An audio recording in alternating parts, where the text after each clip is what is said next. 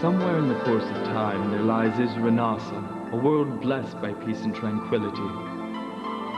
Surrounded by seas of sparkling cobalt, the lands of Isranasa were once divided among 5 kingdoms: Farlane, Wingard, Norland, Sordis, and Mortavia.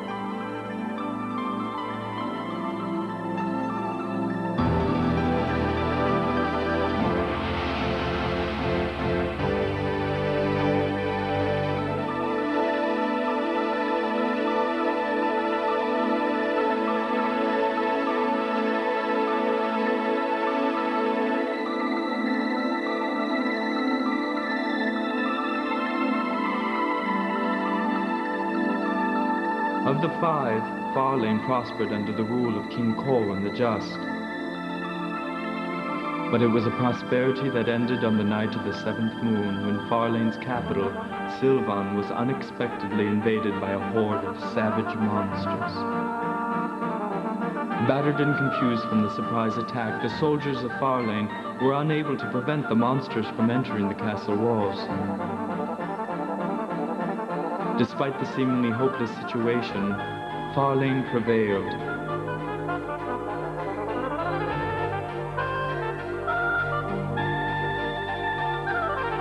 And by the break of dawn, not a monster remained standing. However, the joys of victory were short-lived.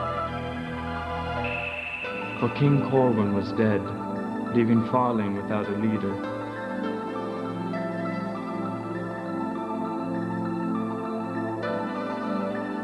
Shortly thereafter, Baron Drax assumed the regency in place of Prince Logan, Corwin's son, who was considered to be too young to inherit the throne.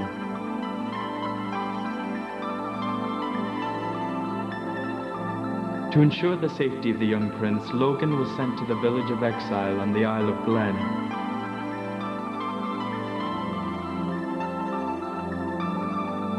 There, he was to stay until his 16th birthday, when he could finally be crowned king. That was 10 years ago.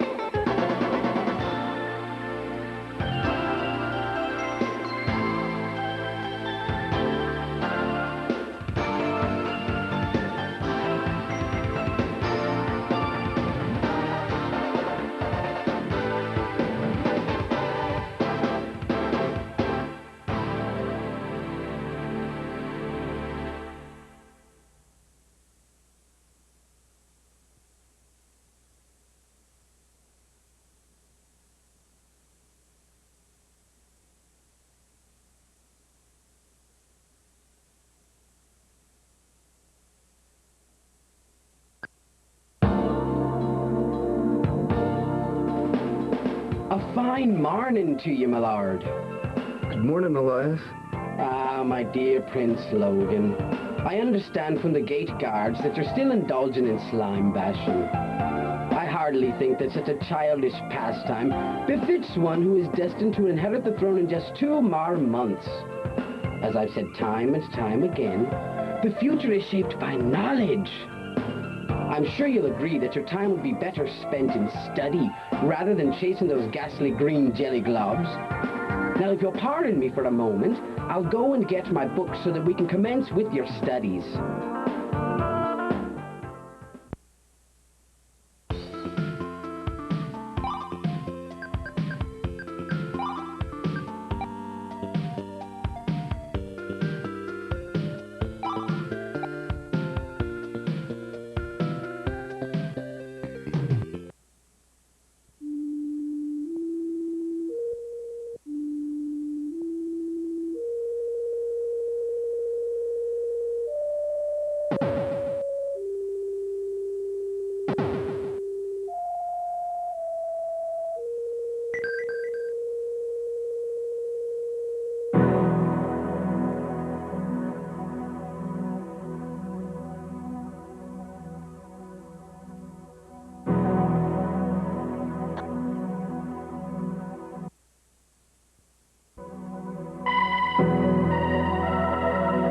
last we meet.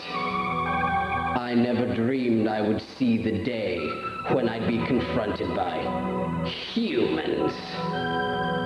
Know you that I be as old as time itself? That you're not the first civilization to be crushed by my hands? I thought not. It was an error on my part not to have totally annihilated mankind when I had the chance. I shall not make the same mistake again. Once I eliminate you and obtain the jewels of doom, civilization as you know it will no longer exist. But why destroy us? Because you are what you are. And what do you mean by that? It's best that you do not know. That way, you'll rest easier in your graves.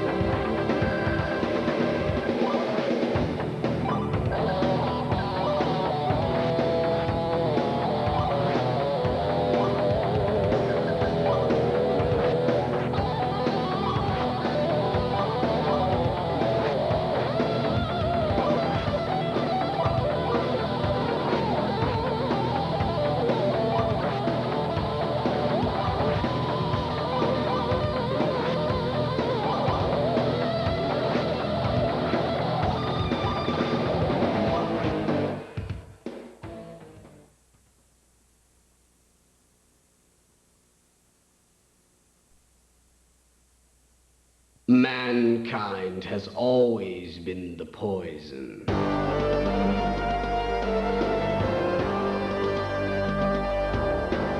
it is man that destroys nature as he multiplies in number.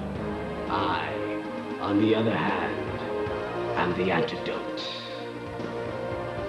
It was nature that created me to maintain her delicate balance. When I first brought civilization to its knees, I felt an overwhelming sorrow for what I'd done. In my anguish, I cast the jewels of doom to the far corners of Isanasa, so that I would never repeat the deed again. But when I saw mankind once again becoming a threat to nature, I decided it was time to put an end to everything once and for all. However, it would seem that a power much greater than mine has decided that mankind must live. I can only bow to that decision. What's eating you, Your Highness? Did we really do the right thing?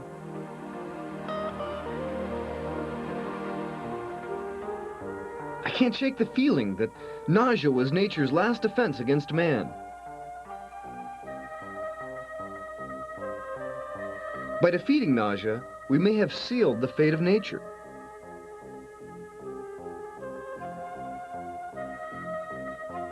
Ah, but you mustn't forget that Naja yielded to what he claimed was a higher decision.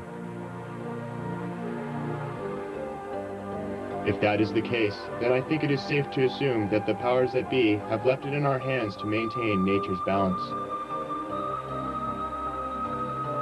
Maybe this time, nature used nausea to warn us.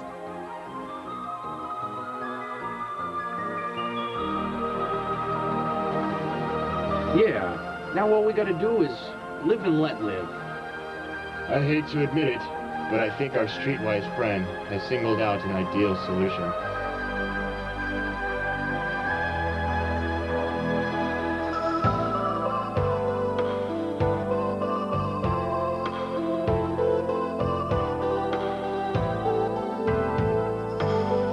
Live and let live.